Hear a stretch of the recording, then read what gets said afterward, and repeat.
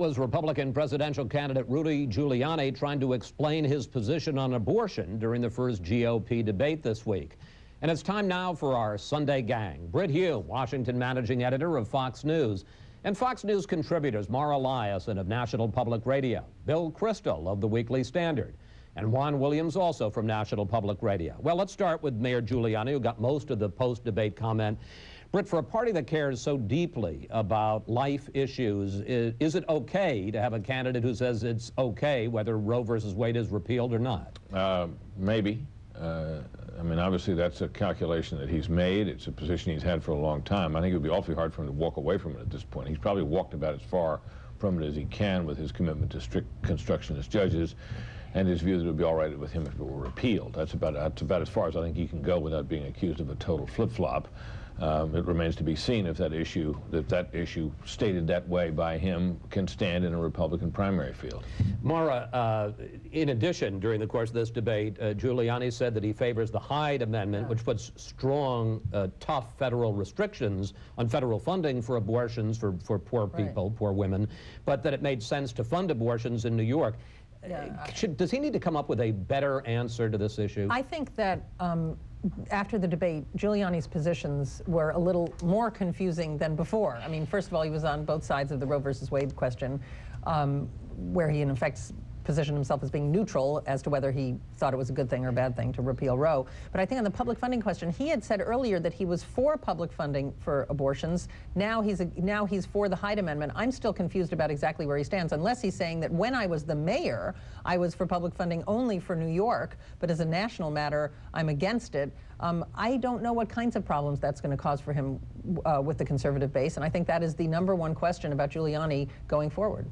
Bill, I mean, give us the big picture on this. Where in the wake of this debate is the Republican field now? What shape are the three frontrunners in? Did anybody break out from the pack, the so-called second-tier candidates? The big picture was that Chris Matthews was a terrible moderator, MSNBC did a terrible job, and Britt Hume is going to do a much better job in 2 weeks. Hear, hear. On the Fox News channel. I want to go out on a limb and say something that's really unpopular right here at this table. I do think the media lost, incidentally, and the candidates won. And the candidates kept their dignity and gave reasonable answers, and the media questions were ridiculous and sort of rude, and anyway. No, nothing changed, basically. Nothing changed, and the three front runners all did adequately, I think. Fred Thompson gave a speech the next night, which he did fine. He'll get in the race, I think, in June, and I don't think the dynamics changed at all.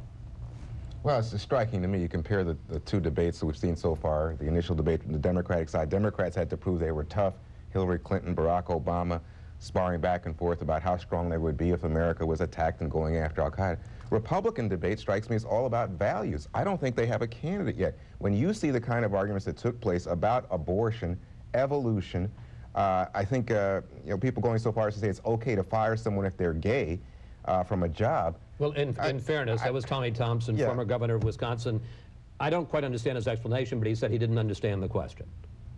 Well, that's what he said. That's the business he's in a presidential debate. Understand the question and clarify it. But I mean, my point is it was all about values, and at this point it looks as if people are just trying to throw red meat to the far right wing of the party in order to win the nomination. Who asked those questions?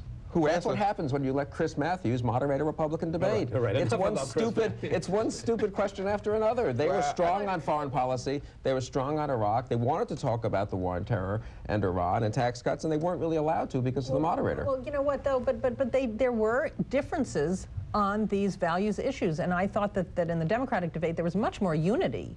Everybody's kind of scrambling to talk about how they're going to end the war, but there were no big divisions on social issues. In the Republican debate, there are divisions. There's some people who raised their hand when they said, do you not believe in evolution? There are some people who believe in stem cell research. Other people oppose it. I mean, there are real divisions there on the social issues. Let's talk about one person before you come in, Britt, and that's Mitt Romney, who had I think we'd all agree, a more assertive answer than Giuliani did when it came to the question of his journey from pro-choice to pro-life. Let's take a look.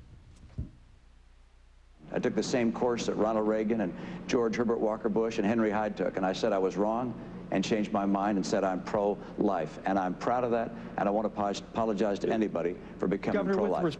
Britt, how did you think that Romney did, and particularly how do you think he has done in terms of dealing with the issue of being a flip-flopper? I think all other things being equal, someone who was very concerned about that issue would not turn away from Romney because of his position as he stated it there. I thought it was a plausible description of someone who changed his mind. He's not saying, you know, that he hadn't really changed. He's not trying to pretend he doesn't have a different position. He's being pretty forthright about saying things happened, he changed his mind. That's not unprecedented in politics, and I might suspect that the people who are very concerned about the issue of abortion rights will take him at his word on that. And what changed is he's running for president.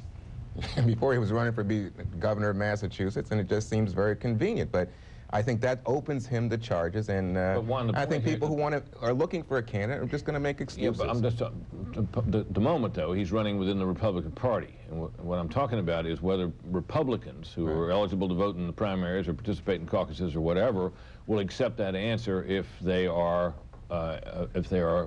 pro-life. Well, I understand. I think you'd probably agree with me. They probably will, don't you think? Well, I think they will, but I think it's an indication of how desperate the party is for a strong candidate, someone that would really unite. Well, let me bring in another candidate, John McCain, who's trying to distance himself from the president's conduct of the war while at the same time supporting his new policy of the surge. Let's watch that. I would not have mismanaged the war. It was badly mismanaged for 4 years. Now we have a new strategy that I think and pray every night will succeed. Bill Kristol, how do you think McCain is doing, and on the one hand trying to separate himself from the president in some areas, but on the other hand continuing to be foursquare for this new policy in Iraq? I think he's doing fine. He was critical of the president for 3.5 years, of Don Rumsfeld, for the way they conducted the war, and he is a strong supporter of the war and believes we can't bug out and believes we need to fight in Iraq and be tough in Iran. And he's saying what he believes. Mitt Romney, incidentally, I thought it was pretty intelligent in explaining why he studied the stem cell, the embryonic stem cell issue 2 or 3 years ago as governor of Massachusetts, and decided that the pro-life position was really the right position. So I actually think these people are pretty much, as Britt said earlier with Giuliani too, they're pretty much sticking to their guns, and they're presenting themselves, and they have somewhat different views on some of these issues. But I thought they were all pretty impressive in that way. Mara, as you look at the field,